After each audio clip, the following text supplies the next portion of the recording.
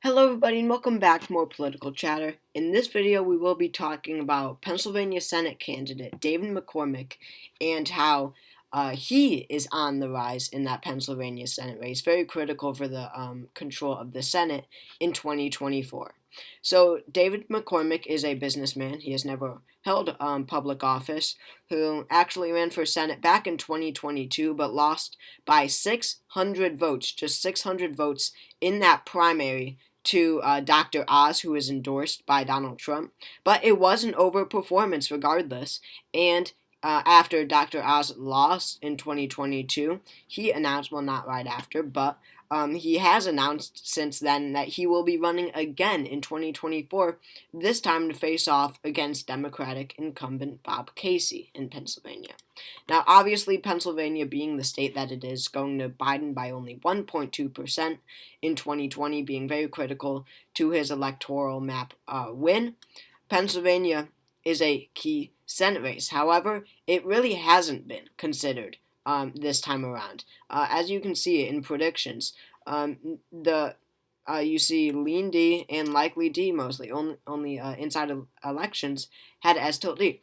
But not even one prediction for it going Republican. Because when you look at polling, it makes sense. A Republican poll back in April showed Bob Casey up by 5% over McCormick. Another poll showed him up by 7, up by 12 in a Republican poll. I remember seeing this one back in May, and because it got a lot of attention. This is a Republican poll that showed Bob Casey up by 12. Quinnipiac has him up by 6. Emerson, very trusted name in polling, has him up by 8. But we do have these new numbers coming out of this race. Yesterday it was announced that Bob Casey raked in $5.4 million in the last quarter, plus another million in his own money because he is a very wealthy businessman. That's impressive for a Senate race this far away. I mean, we're only in early 2024. I mean, this is just the last quarter of 2023. This is a number that you'll typically see low for presidential contenders, but for someone like a Senate candidate in Pennsylvania in a race that really wasn't even thought to be all that competitive, that not much money was going to go into, despite that, Dave McCormick has raised $5.4 million, $6.4 really if you include his own money, and that is not a bad performance at all. And then just today, one day later, we have a new poll from Future Majority, which is critical here, a Democratic organization that has Bob Casey only up by 3% over Dave McCormick. That's 44% for Bob Casey, 41% for David McCormick, and 15% are undecided. So obviously, as you can see, Dave McCormick is really changing the tides of this Senate race here, and it is getting a lot more narrow. I mean, just in earlier this month, a Republican poll, I didn't even talk about this one, Common Ground apparently, a Republican poll, had Bob Casey up by 15 percentage points. And now, in a Democratic poll, we only see him up by 3. So, Bob Casey should be a little worried heading into this 2024 election. And it's even easier for David McCormick than 2022, considering the primary. I mean, look at these declared candidates. There's one, only David McCormick. No one else has even stepped foot into this race, because if you go back to 2022, we saw in the Republican primary an extremely divided primary. It became national, this primary, when it happened, and it took days to count all of these votes. This is the Democratic primary. Even that one was competitive. But looking at the Republican primary, we had, I'm trying to find the results here, we had, where is it? Anyway, we had David McCormick against Dr. Oz in a very close matchup. I'm still trying to find it. In a very close primary, along with other candidates. Finally, here it is. It was right in the beginning. Mehmet Oz won by just it's 900 votes apparently. But Dr. Oz won with less than 900 votes. But there was a very close primary between him, David McCormick, and Kathy Barnett.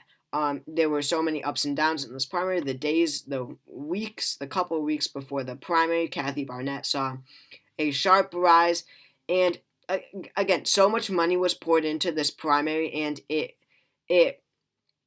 came out it splintered the party so much because there's a strong Trump base in Pennsylvania, at least in the Republican Party. However, David McCormick and Kathy Barnett being very much a far-right MAGA kind of candidate, together, these three candidates worked to really split this party a lot.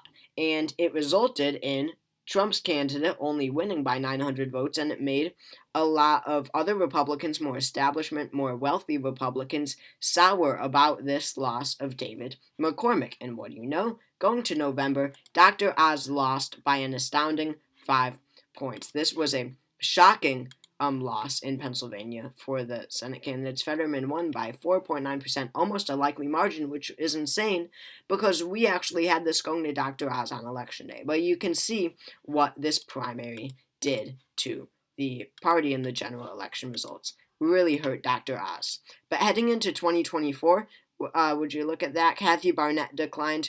Doug Mastriano declined. Don't know who that is, but she declined. And Dr. Oz is not running, I can guarantee you that. So the party is really getting behind David McCormick in this race because they saw what it did in 2022, and they're doing this so that they could at least have some sort of advantage following the primary. I mean, you see endorsements from senators, Marsha Blackburn, Mitch McConnell, the leader of the Republican of the Senate Republicans, representatives, Brian Fitzpatrick, all Pennsylvania Republicans endorsing David McCormick, state senators. So he has I didn't even know this, but the Pennsylvania Republican Party, I guess, endorsed him. So he will be their candidate, and that is good news for him heading into the general election, a difference from 2022. Now, I can't stress enough how important each and every Senate race is, but if Pennsylvania does go to the Republicans, it really is game over for Democrats. I mean, if David McCormick wins in Pennsylvania, there is zero hope for Democrats. I mean, let's assume Texas and Nebraska go to Republicans. They are definitely expected to, and Republicans already have 50 seats. So if they win Pennsylvania, it's game over for Democrats. That's a 51-seat majority for Republicans. All they need is 50 if Trump wins the presidency, and his vice president, of course, is the tie-breaking vote in the Senate. So if they win Pennsylvania, again, it's game over. And even still, with that, the Democrats would have to elect Gallego in Arizona, defend Rosen in Nevada, defend Tester in Montana, defend Baldwin in Wisconsin, elect Slotkin in Michigan, and defend Sherrod Brown in Ohio, which probably won't even happen, at least in Montana. I think that the rest win. But if Pennsylvania goes red, again, it is over. But it's over anyway because they still have a 51-seat majority, even if Pennsylvania goes blue, which it still is. Looking at the rest of these polls, looking at the rest of how this race is going, and the fact that Bob Casey has been up by so much this entire race, we can't stress too much that this is just a Democratic poll, right? It shows a close race, sure. However, it could very well be an outlier, but it is important that it is a Democratic poll because you got to give a few points to the Republicans. So, because, obviously Democratic polls are going to favor Democrats. So this race is now one to watch. I was looking at this being like a 10-point race for Bob Casey, but now after his fundraising numbers, after these new polls, I don't know, he's stepping up his game. So thank you all for watching this video. I really hope you all enjoyed, and I will see you all later.